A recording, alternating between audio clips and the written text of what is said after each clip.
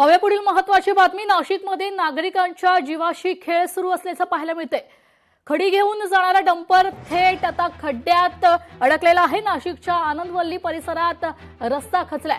अपघातात सुदैवानं जीवितहानी झालेली नाहीये। अचानक सुमारे 10 फूट रस्ता खचल्यानं खडी घेऊन जाणारा एक डंपर थेट खड्ड्यात कोसळलाय। या घटनेत कोणतीही जीवितहानी झाली नसली तरी डंपरचं मोठ्या प्रमाणावर नुकसान झालंय। याचा आढावा घेतला आमचे प्रतिनिधी महेश महाले यांनी। पाहूयात। नाशिकमध्ये रस्त्या खचल्याची घटना घडली आहे। अक्षरशः या रस्त्यामध्ये डंपरच अडकलेला आहे। रस्त्याने खरं तर हा जात असताना या ठिकाणी रस्ता खचला आणि यामध्ये जर बघितलं तर हा डंपर जो आहे तो अर्ध्याच्या अर्ध्यामध्ये गेलेला आहे। खरं तर महानगरपालिकेचं जे काम आहे ते पुढे चालू होतं आणि त्या कामासाठी खडी जी आहे ती वाहून नेली जात होती आणि या रस्त्यावरून नाशिकच्या आनंदवली परिसरामध्ये असलेल्या या आनंदवली परिसरामध्ये या ठिकाणी खडी वाहिल्या जात होती। त्याच ठिकाणी खरं तर हा डंपर चाललेला होता।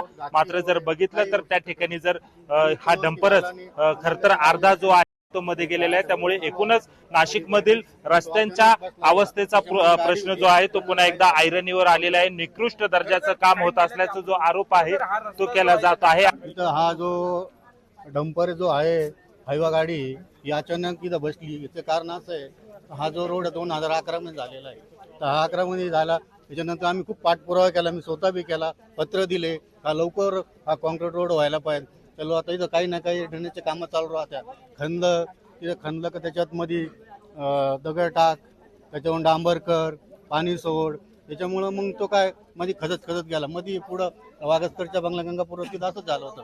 पण आता अचानक हा रोड आहे ना, डंपर चालला होता भरून आणि तो अचानक बसला गेला। हिच्या मग एक गाडी होती, कार होती, ती बरं तिला काय झालं नाही, एक लेडीज चालली होती। याच्या नवशा गणपतीला जाण्यासाठी हा रोड आहे, हा कॉलनी रोड आहे आणि गणपतीला ह्याच रोडनं जाता। त्याच्यामुळे आता लवकर झाला पाहिजे। सुदैवाने जीवितहानी झालेली नसली तरी मात्र प्रशासनाने यापुढे काळजी घेऊन अशा पद्धतीचे रस्त्यांचा निकृष्ट दर्जाचे जे काम आहे ते सुधारावं अशी मागणी जी आहे ती नागरिकांकडून यावेळी करण्यात येत आहे। महेश माले, लोकशाही मराठी, नाशिक। नाही, रस्ता सरळ होता, रस्त्याला ब्लास्ट झाला आणि गाडी पूर्ण खड्ड्यात पाठीमागून बसून गेली।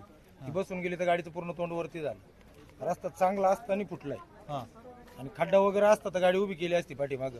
इथं खड्डा आहे, आपण मग गाडी पाठीमागं उभी करू, पण इथं हा जर सरळ रस्ता आहे, वरतून काहीच नाही आणि डायरेक्ट गाडी पास झाली आणि फक्त गाडी ब्लास्ट झाला, खाली ब्लास्ट झाला रस्ता आणि मग गाडी खड्ड्यामध्ये गेली। लोकशाही मराठी ऐका, पहा, जागरूक रहा।